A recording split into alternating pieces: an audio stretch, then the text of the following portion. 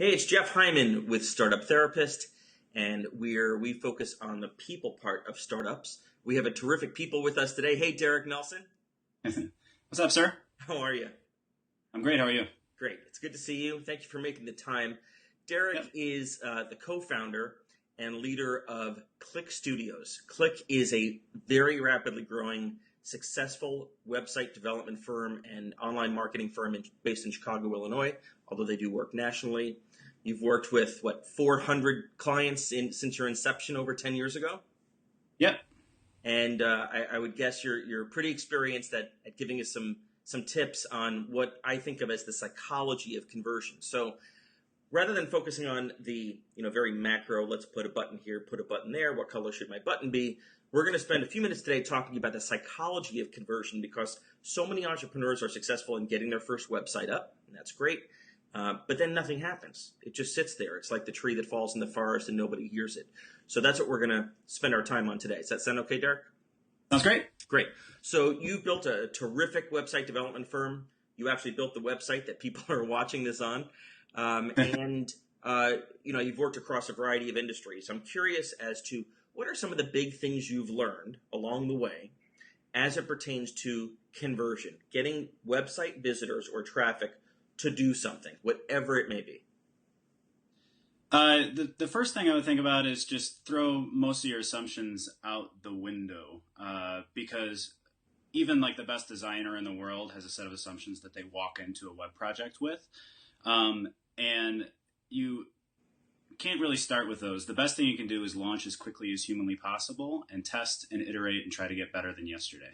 So when I think about how to best structure and design a website, I often am thinking about the examples of the best news sites that we check out every day. So if you think about Huffington Post or Drudge Report, these are all things that would get laughed out of a focus group, right? They're sites that all of us, if you just put up a flat image and said, what do you think of it? We would all say we hate. Right. But we use it every single day. Because they're not visually gorgeous? Is that what you mean? Yep. Okay. But they work. Yep. And what happens is that there's this huge rift between what people say they want on the web and what they actually want on the web, right? Facebook has some of the best designers in the whole world, best design team, best engineering team. And again, if you took a screenshot of that site and you showed it to anybody, they wouldn't love it, right? And I don't even love it today.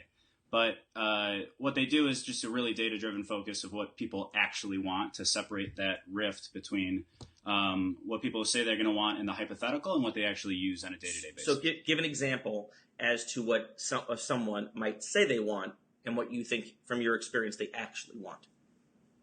Yeah.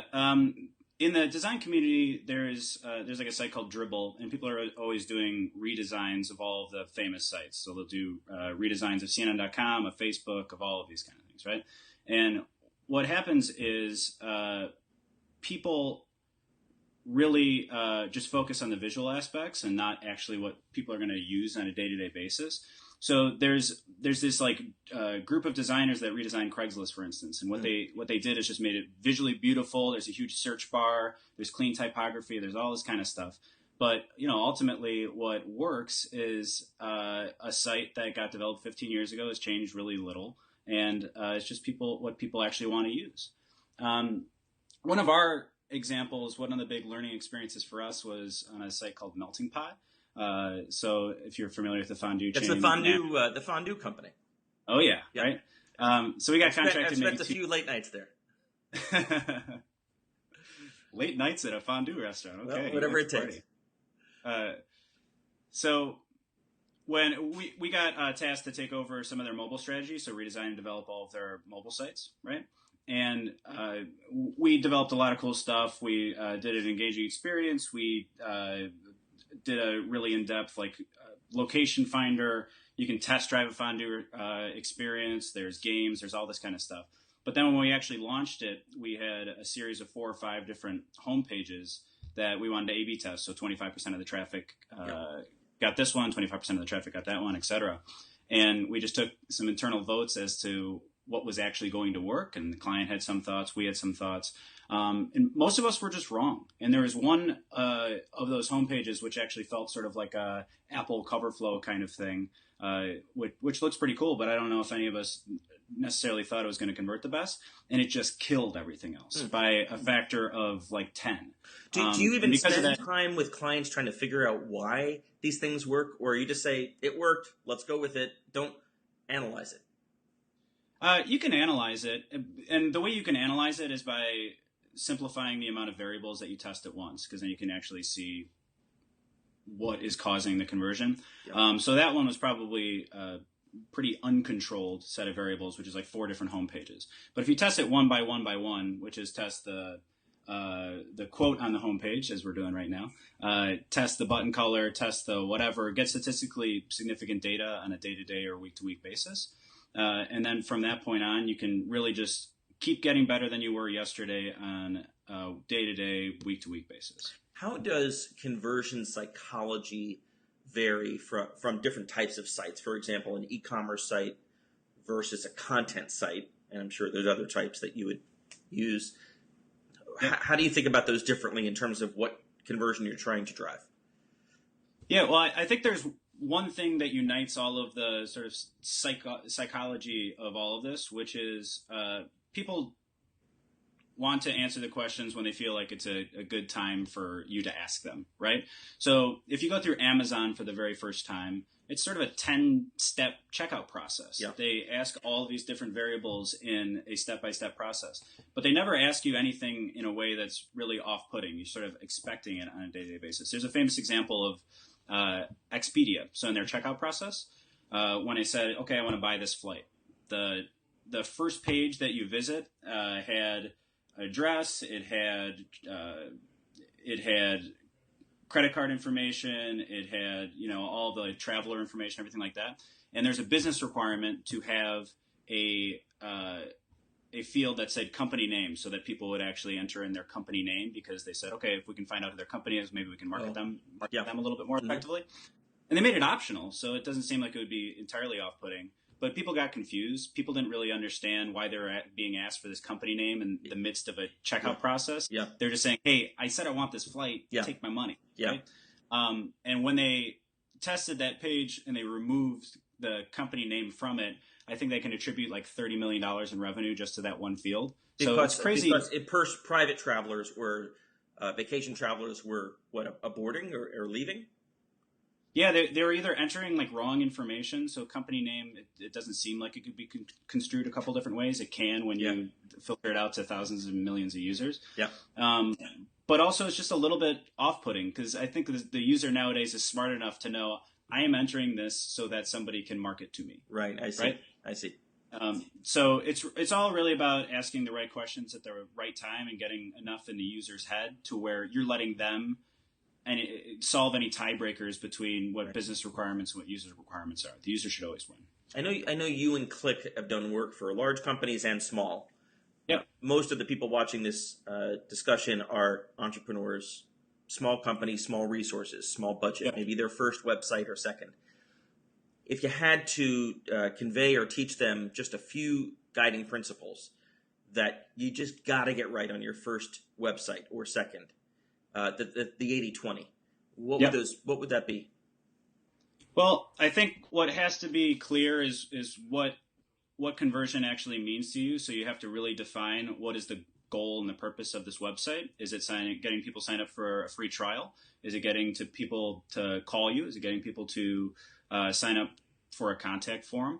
And being really clear to the user about what that ask is. So the things that I would stress are creating a visual hierarchy in the design to where it's sort of clear where the eye should go and it's clear what you're asking a user to do.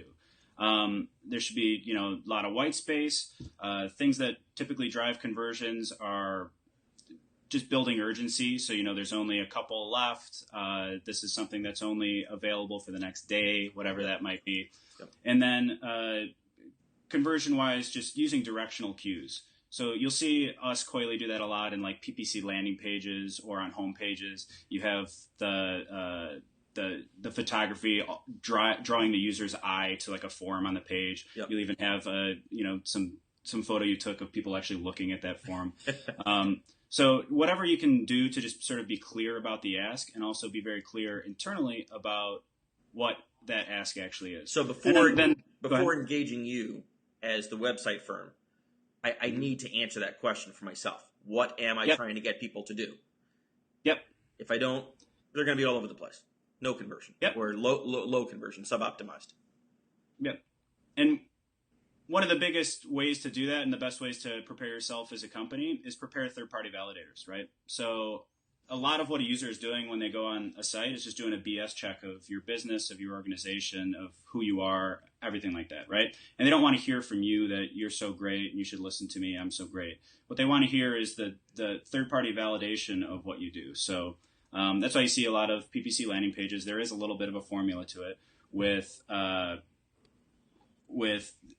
all the featured in logos on the bottom, right? Of third-party quotes of third-party services saying this is great.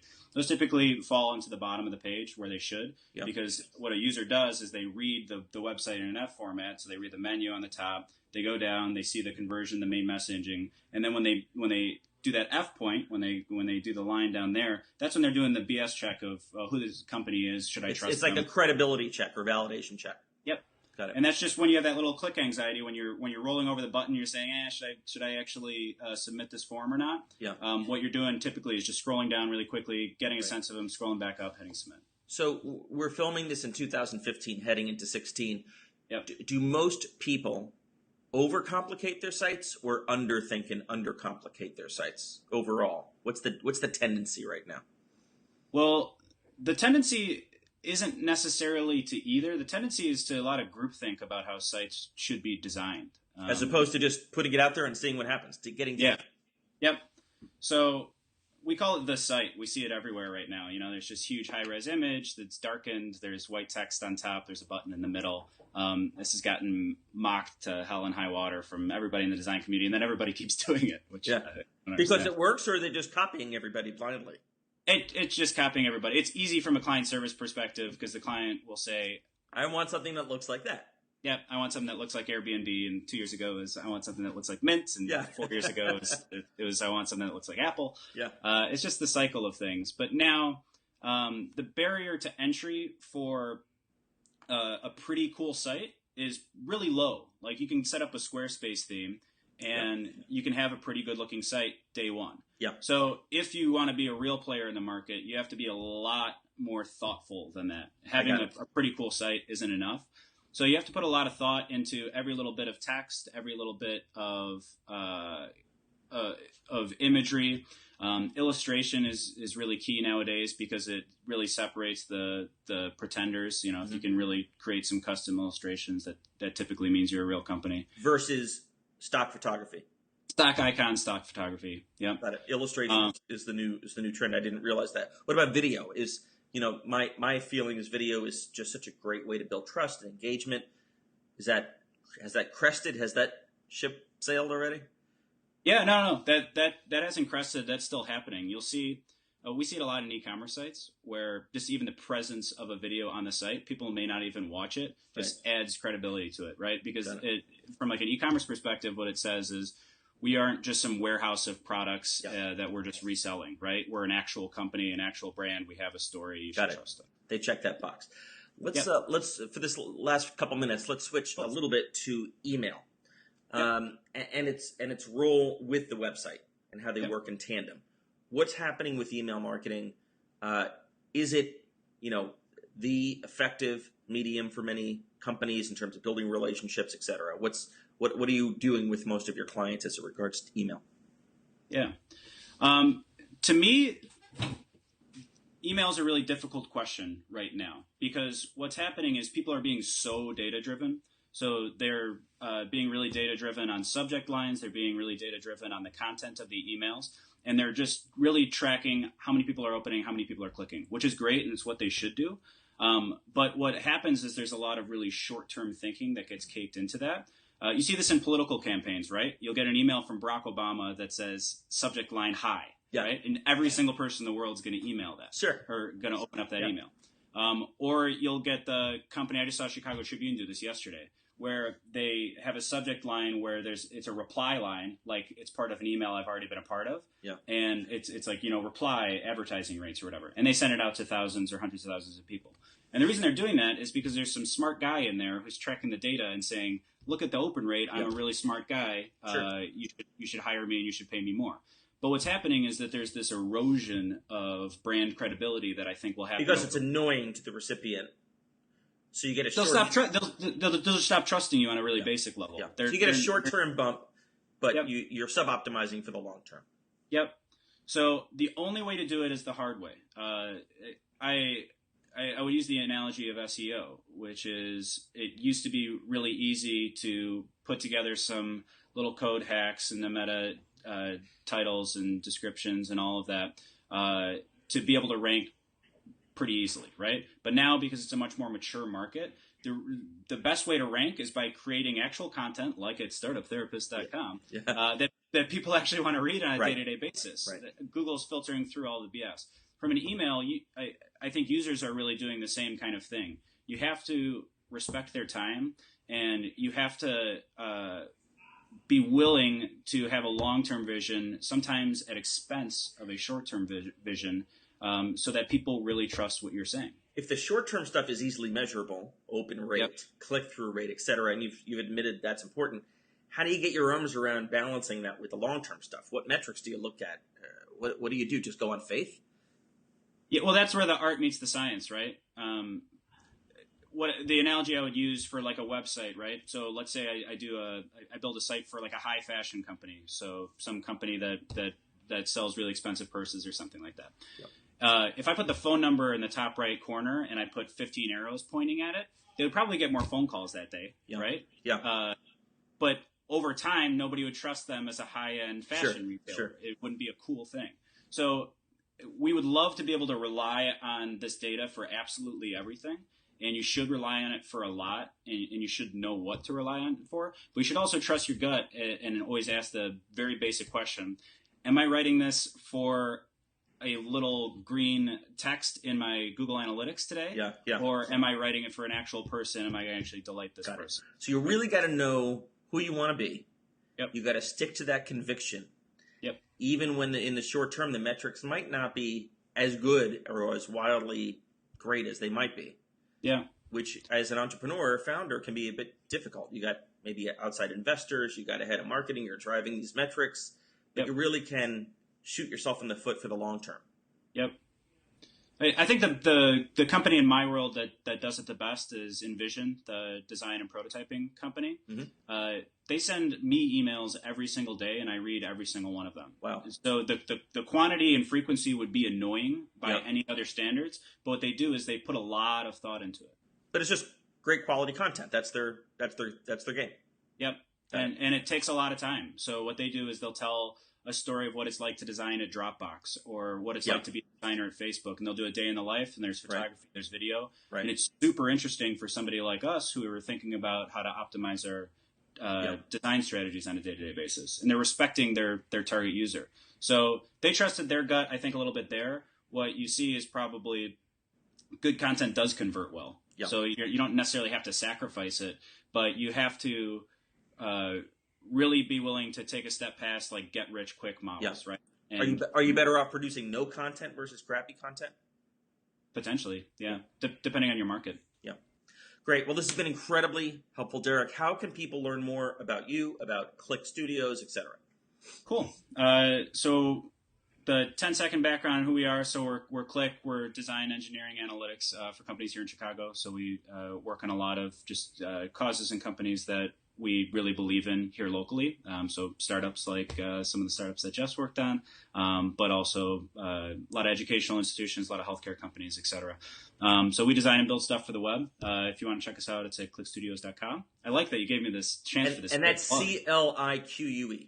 Yes, it's a pun, important. I guess. We're very clever over here. Great. And how can people reach you, Derek? You can email me at dnelson@clickstudios.com. Fantastic. Connect on LinkedIn, give me a call, whatever. Thank you for making the time. Cool. Thanks so much.